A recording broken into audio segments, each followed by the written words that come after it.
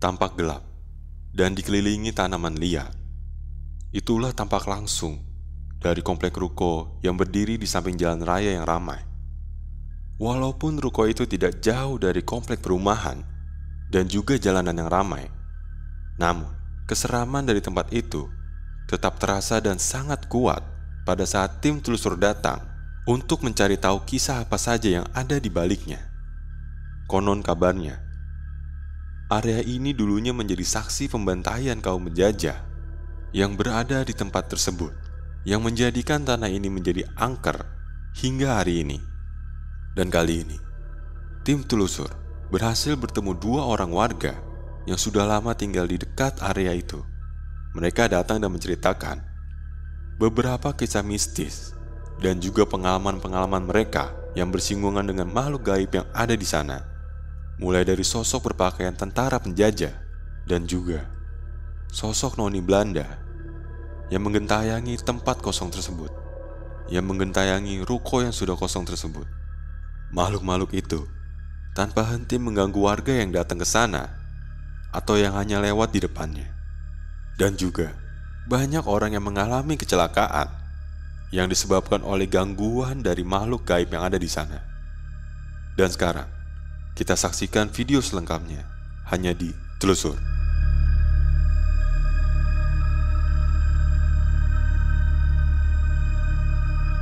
Bang, boleh diperkenalkan nama dan usianya, Bang? Nama saya Hendri, usia saya 27 tahun sekarang.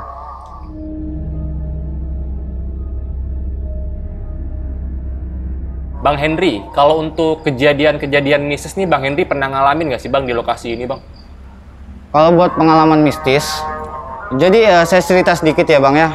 Jadi saya itu nongkrong lah ya kan, masih zaman kita muda. Nah, jadi kita itu nongkrong di sini bertiga lah, saya itu sama kawan saya. Jadi kebetulan itu zamannya muda kan, mau nyoba ini nyoba itu ya, belajar nakal lah, masih nakal-nakalnya gitu. Kita itu minum Bang ceritanya di sini. Pas kita minum itu, cuman kawan kita ini ngelihat sesuatu gitu, kayak mendengar sesuatu. Padahal kita lagi enjoy, lagi seneng gitu kan di situ kan. Nah dari situ tuh rasanya tuh aneh aja emang. Dari pertama buka minuman pun rasanya aneh. Kok bisa gitu ya, rasa merinding, rasa aneh-aneh gitu kan di sini. Dan kawan kita pun ngomong, lu denger nggak? Apaan gitu kan? Denger apaan? Kayak ada suara orang geret-geret sesuatu gitu, narik-narik sesuatu gitu kan.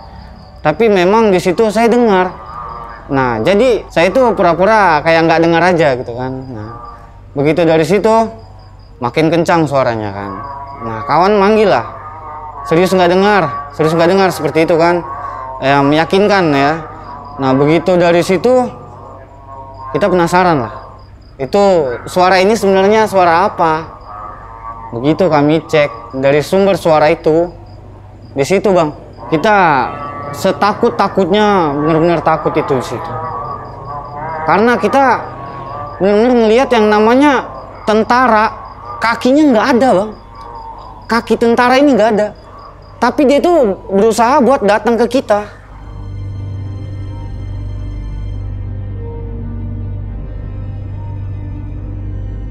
Oke, Bang Hendri, ini kita sekarang udah ada di depan ruko Percis ya Bang ya? Iya. Kalau untuk ruko ini kosongnya kira-kira berapa lama nih yang Bang Hendri tahu nih? Udah lumayan lama Bang, udah sekitar puluhan tahun lah pokoknya. Udah puluhan tahun nih Udah Bang? puluhan tahun lama Bang. Oh, emang lokasinya ini parah sekali ya, terbengkalai banget Bang ya? Luar biasa terbengkalai, bukan terbengkalai lagi sih Bang. Cuman abang lihat aja ya sendiri ya, sampai kayak ginilah keadaannya. Oke. Nah, kalau untuk Bang Hendri melihat sosok pria atau sosok Belanda yang mengesot di lantai, itu lokasinya di mana Bang? Itu kita kan posisi di sini Bang. Oh, di depan sana? Iya. Kita boleh ke sana Bang? Oh boleh, ayo kita ke sana yuk.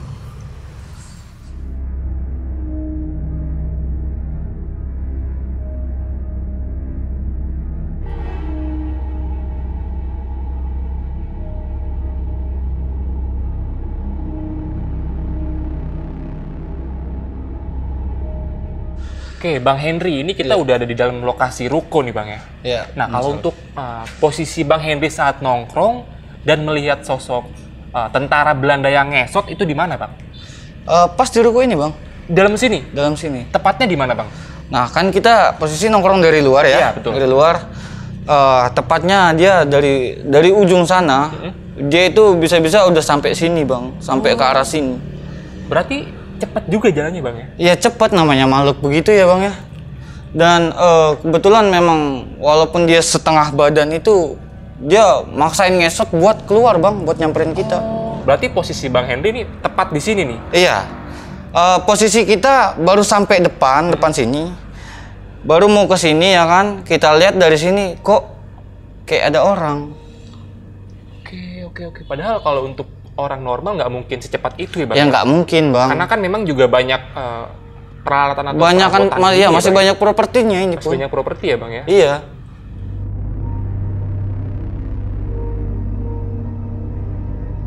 Di situ kita langsung lari seedan-edannya, lari segila-gilanya, sebisa kami gitu kan, lari.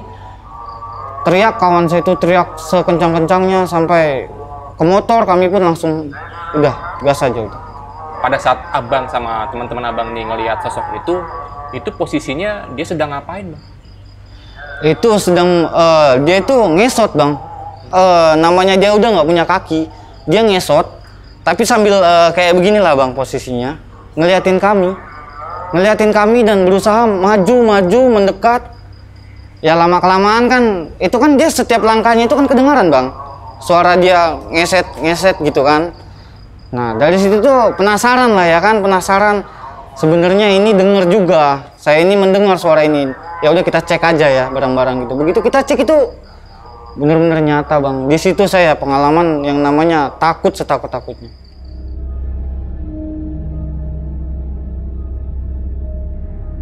Kong boleh diperkenalkan nama sama usianya, Kong? Nama saya Bapak Nein atau Kong Nein. Lahiran 1945. Umur saya udah 77.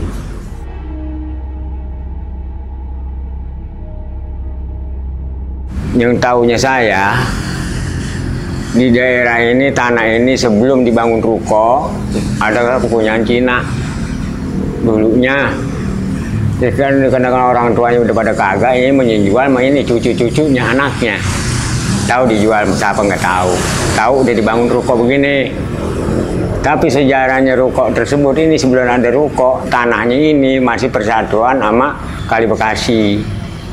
Sejarahnya.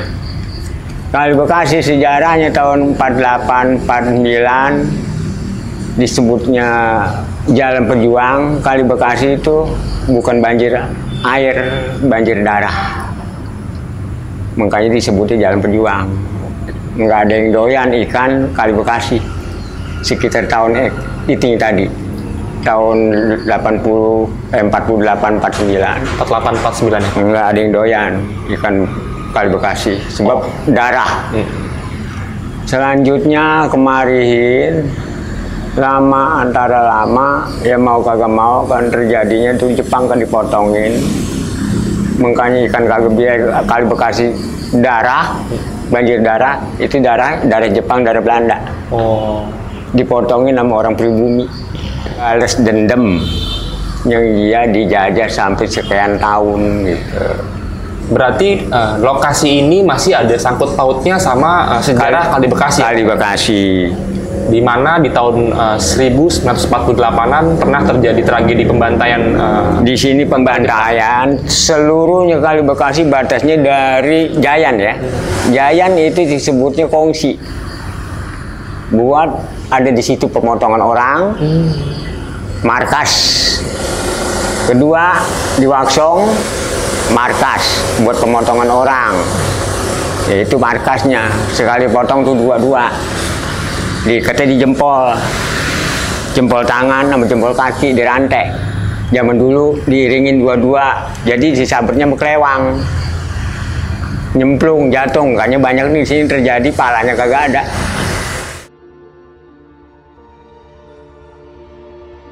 Kalau untuk di lokasi ini kan bisa dibilang banyak penjajah atau pribumi yang meninggal ya, Kong ya? Iya. Nah kalau dari sosok penjajah nih yang sering nampakkan di sini tuh ada nggak sih, Kong? Ya ada, cuman saya kagak bisa nerangin ya. Ya. Ya namanya kan serem, namanya itu serem, saya nggak bisa nyebut. Nanti Selembang dia marah gitu.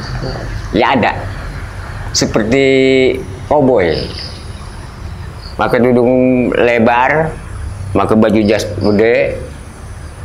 gede gitu, nunggang kuda. Ada, ya bagaimana kayak koboi gitu. Kayak company mungkin kali. Iya mungkin begitu. Kalau kayak company mah banyak pakai pakaian begitu. Apa lawan sepek banyak itu. Cuman saya bayangin aja gitu ya. Nggak bisa satu persatu saya nggak ngerti. Ini udah bau kembang, maksudnya ini udah bau kembang. Oh berarti engkau udah mulai merasakan kehadiran? Udah ada, udah kehadiran ini. Ada. Iya, saya juga udah mulai ngerasa merinding sih. Udah bau kembang, ya. Udah ada yang nyampe. Ya saya mohon maaf, bukan mau nawin urusan tuan-tuan atau non atau yang ada di sini. Hanya ingin menguak sejarah ya, Kong. Timbang ini mengunjukkan sejarah. Iya. Keadaan orang terhormat, saya juga ngargain. Dan bukan sekali dua kali yang namanya orang masa lalu itu menampakkan dirinya gitu di area sini, Bang. Dan karena memang lokasi ini nih masih ada sangkut pautnya sama sejarah Kali Bekasi yang ada di belakang ini. Dan karena memang kan tahu lah ya, Kali Bekasi itu kan ceritanya gimana kan. Banyak yang namanya pembuangan mayat, banyak yang namanya sejarah tentang gaib-gaib yang ada di Kali Bekasi itu. Dan semuanya itu dekat sini. Jadi menurut cerita orang-orang tua, kakek, bapak saya semua itu emang di tempatnya sebelum dibangun, Bang ya. Itu tuh tempat penjajah membantai orang-orang pribumi sini, Bang. Terus dan setelah perang mau berakhir, Bang, di sini nih banyak penjajah yang dimakamin di sini. Tapi setelah berakhirnya perang setahun 2 tahun itu dipindahkan makamnya itu. Nah jejaknya itu tapi nggak tahu kedepannya mereka ini pindahkan kemana gitu. Karena memang dari pas bapak saya masih kecil gitu, zamannya kakek masih hidup itu, ini memang udah lahan kosong aja, udah nggak ada lagi makam mereka itu. Entah kemana, nggak tahu jejaknya kemana.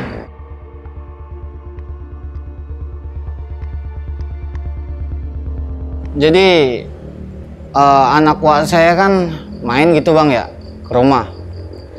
Nah dia ini saya ajak nongkrong lah ke sini kan. Cuman posisi sore, Bang. Posisi sore ya.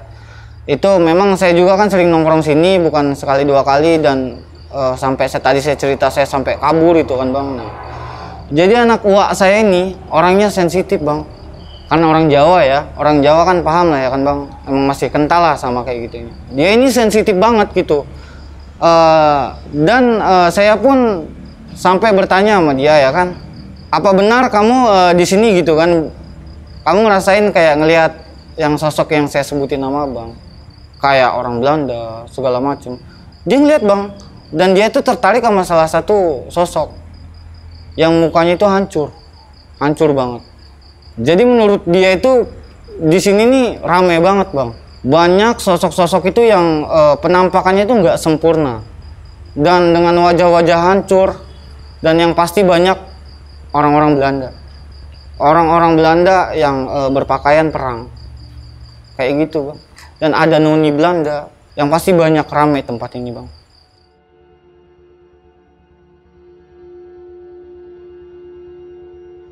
Bang Henry, selain kejadian yang abang alami, pernah nggak sih ada kejadian lain yang orang lain alami di lokasi ini, Bang?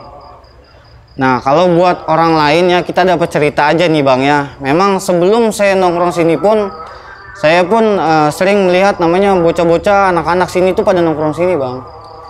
Jadi anak sini kan nongkrong sini nih ceritanya, Bang. Dia ini biasalah kalau nongkrong bawa cewek ya kan, malam minggu gitu kan. Nah, dia ini namanya masih muda kali ya, belum ada pikirannya, Bang. Jadi ngencing pun nggak ada salam, nggak ada permisi gitu kan. Jadi pas di belakang gedung ini ada pohon besar, Bang. Pohon itu tuh orang sini pun udah pada tahu. Yang menunggu pohon itu tuh bukan sembarangan. Karena sosoknya itu benar-benar yang namanya mengerikan, Bang.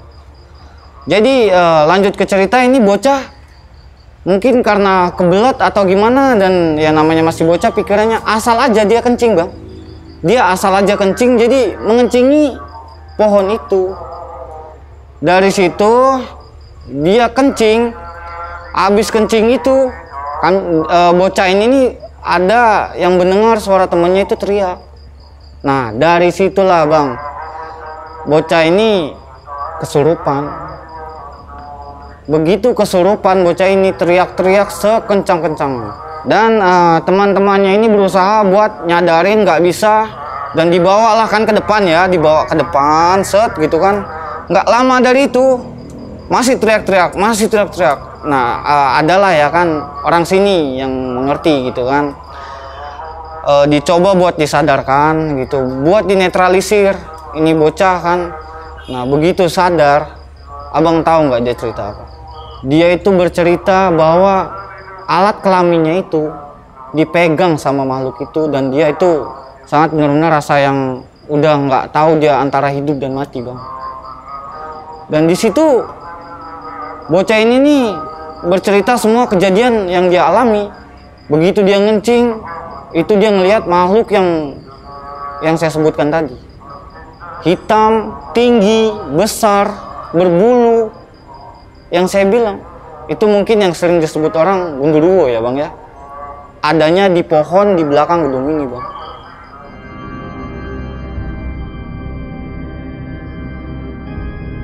Oke bang, selanjutnya nih bang, kalau untuk kejadian yang bocah-bocah nongkrong yang alat kelaminnya dipegang, itu di mana lokasinya bang?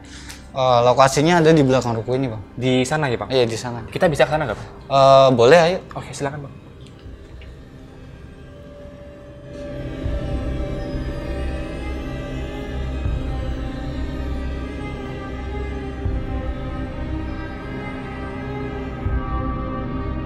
Bang Henry, ini kita sekarang udah ada di bagian belakang lokasi ruko ya bang? Iya.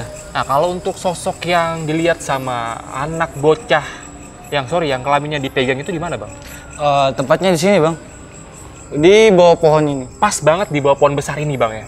Dia nggak pas banget sih bawah pohonnya, cuman kan hampir dekat pohon ini ya, sekitaran sini lah bang, area sini. Memang lokasinya di sekitaran pohon besar ini lah bang? Iya.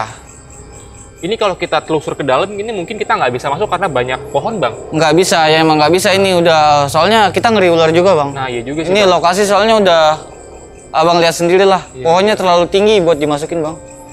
Oke, mungkin nanti kita coba ambil gambarnya aja kali bang. Ya mungkin bisa ya. Oh ini sih bagian yang paling serem menurut saya sih di lokasi ini bang. Ya menurut saya juga emang di sini memang penunggunya luar biasa bang. Karena dari pertama tuh tempatnya udah banyak semak-semak dan gelap banget bang. Iya. Ini, bang. Salah satunya ya pasti dia ngumpul di pohon kayak gini bang. Iya. Pohon besar begini kan abang lihat aja.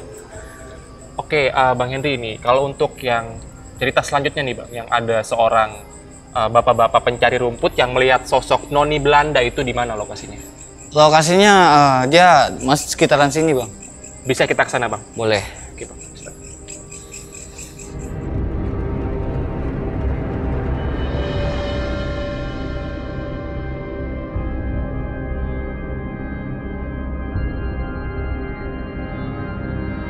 Selain kisah tadi, masih ada kisah lain nggak sih bang di lokasi ini bang?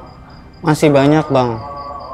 Salah satunya kisah di sini tuh kan udah saya ceritakan tadi ya, yang namanya zaman penjajahan. Pasti ada yang namanya noni Belanda, dan yang saya ceritakan, saya temukan pun itu orang Belanda yang tanpa kaki kan. Dan di sini pun ada noni Belanda, pakaian putih dan rambutnya itu pirang bang. Di sini nih namanya bapak-bapak atau orang-orang rata-rata kan ngangon hewan bang. Jadi dia itu datang ke sini nih paling ngasih nyari makan buat si kambing atau si sapinya ya kan. Nah dia ini ke arah sini ke belakang, kebetulan itu waktu maghrib bang, waktu sore hampir maghrib. Selesailah dia ngambil makanan kambing, ngambil rumput. Dia keluar dari tempat ini, belumlah sampai keluar, dia itu ngeliat perempuan. Dia pikir perempuan biasa dan perempuan bener real perempuan ya bang. Ternyata begitu dia panggil, perempuannya pun nengoknya nggak ada kayak kita orang biasa nengok begini, enggak bang. Sekaligus nengok, kepalanya itu langsung ke belakang.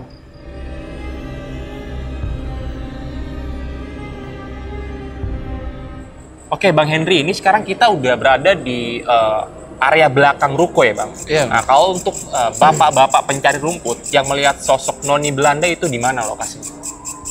Tepatnya masih di area belakang gedung ini ya bang. Oh, masih di sekitaran belakang Iya, gedung ya, Bang? sekitar belakang gedung ini. Dan abang lihat kan masih banyak banget rumput. Jadi dia ngambil rumput buat makan kambing tuh di belakang sini. Di lokasi sini, Bang? Iya. Oh, jadi lokasi ini adalah lokasi di mana bapak pencari rumput melihat sosok noni Belanda. Sosok noni Belanda. Oke, ini memang di sini juga suasananya gelap dan gak ada aktivitas ya, Bang? Iya, emang nggak ada aktivitas kalau malam hari.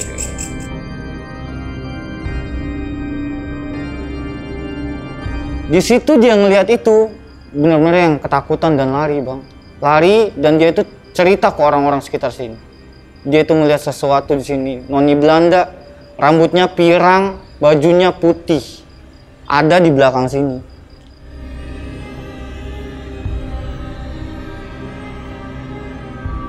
Kalau untuk cerita mengenai kecelakaan lalu lintas yang sering diceritakan sama warga nih, Bang, itu bener gak sih, Bang? Itu bener bang. Dan itu bukan lain ya, abang tahu sendiri kan keangkeran tempat ini ya. Tahu sendiri dan dari cerita-cerita saya pun mungkin abang sudah paham ya. Dan bukan satu dua lagi bang, yang namanya orang jatuh meninggal di tempat di sini. Dan bukan satu dua yang namanya jatuhnya itu, kecelakaannya itu nggak ada lawannya. Bener-bener yang namanya jatuh dan wajahnya ini kena aspal, hancur.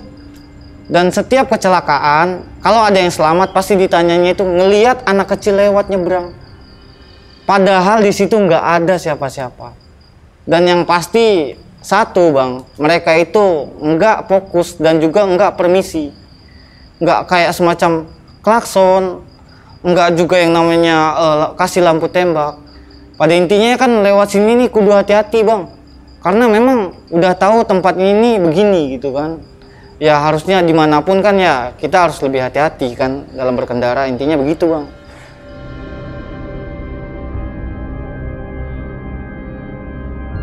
Bang Henry, kalau untuk anak kecil yang menyeberang menyebabkan kecelakaan itu kenapa bisa muncul ada sosok anak kecil, Bang? Di sini dulu tuh sebelum bangunan ini ada, ini nih kayak semacam lapangan biasa bang. Tapi ada sumur. Di bagian belakang sini ada sumur. Nah, sebelum dijadiin ini bangunan. Jadi ceritanya anak kecil itu tuh salah satu anak orang sini ya bang ya. Nah, dia itu namanya masih kecil ya kan. Kita namanya main lah dengan kawan-kawannya ya kan. Dengan teman-temannya main. Jadi dia main itu mungkin sampai maghrib gitu kan. Biasa pulangnya kan maghrib begitu kan bang. Namanya masih bocah lah ya kan. Kebetulan pada hari dia main itu sehari itu dia itu harusnya maghrib sudah pulang, ini nggak pulang.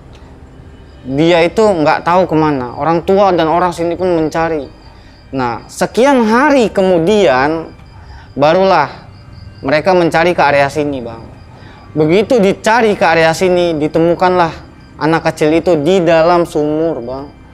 Sudah nggak bernyawa. Itu sosok anak kecil itu kalau abang mau tahu.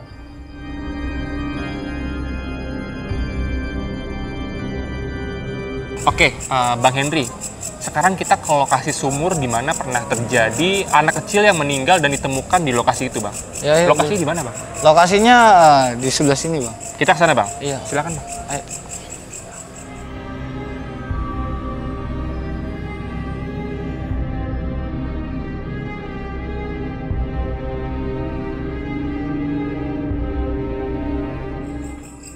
Oke, ini kita sekarang ada di mana nih, Bang? Ini kita ada di lokasi di mana dulu bekas sumurnya bang. Oh, jadi lokasi sumur ini berada di sekitaran sini, Bang? Iya, kurang lebih dulu itu area sini nih, sekitaran sini nih sumurnya nih, cuman tepatnya kurang tahu karena udah diuruk bang. Oh iya, memang kondisinya sudah rimbun ya, Bang ya. Jadi Iya. nggak tahu di mana. Dan ketutup sumurnya berada sama ya, Bang? rumput-rumput ya, benar sekali bang. Oke, jadi inilah tempat terakhir penelusuran kita malam ini, Bang. Oh iya. Oke, jadi saya makasih banyak nih untuk Bang Henry udah mau nemenin tim telusur Iya sama-sama. untuk menggali sejarah tempat ruko terbengkalai ini nih, Bang. Kurang Sama-sama. lebihnya saya mohon maaf kalau ada kesalahan kata nih, Bang ya. Iya. Terima kasih banyak. Kita Bang. juga minta maaf ya bang. Silakan, Bang. Lanjut.